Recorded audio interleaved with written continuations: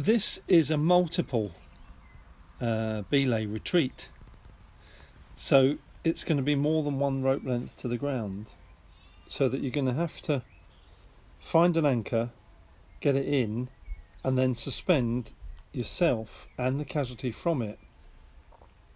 That's reasonably straightforward.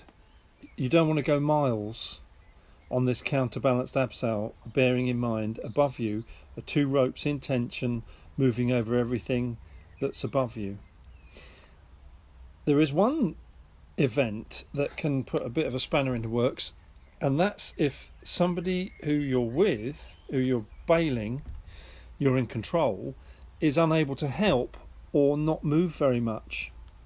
This could be two broken ankles by slapping into a wall on a fall or something like that, or wrists maybe. I've seen that. It's not been with me, but I've seen someone with two broken wrists from a fall into a wall with a swing. So there may be an event where as you lower it, you don't just lower into the belay, you have to lower it into something that you can release, so that you tie them to the belay safe, but you can release it under load so they can drop into the next abseil without them or you having to lift them up. This is where this knot comes in. It's called a mariner knot. There's other ways to do it. Okay, so we've done a counterbalance abseil here to this red anchor.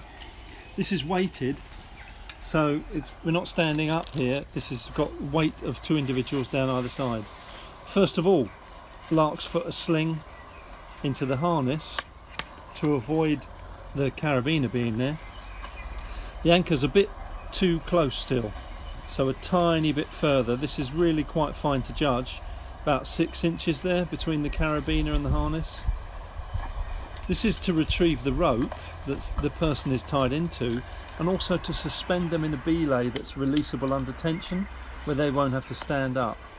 Mariner knot is a couple of wraps around the carabiner to start, with a sling, any sort of loop, a Prussic loop might work.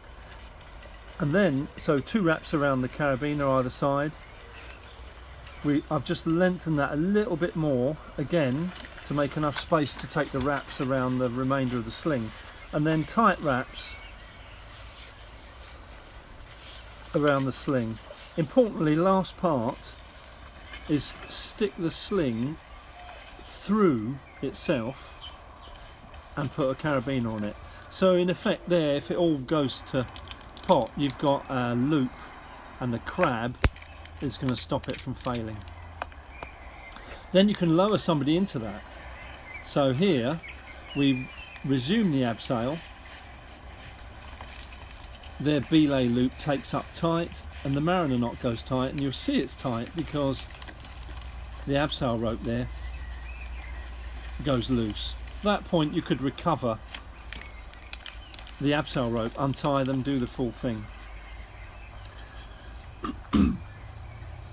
We're kept tied in here so we could go straight into going into an abseil, so that weight is, the casualty's weight is entirely in that sling.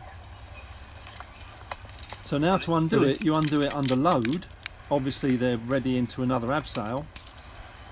This is all hard tight. You see that sling is trapped. Then slowly unravel it, and as you unravel, it will weight. If you unravel it, it gets more weight on it, and you just judge how much you let go by how it's performing. It takes practice and a bit of skill to understand it.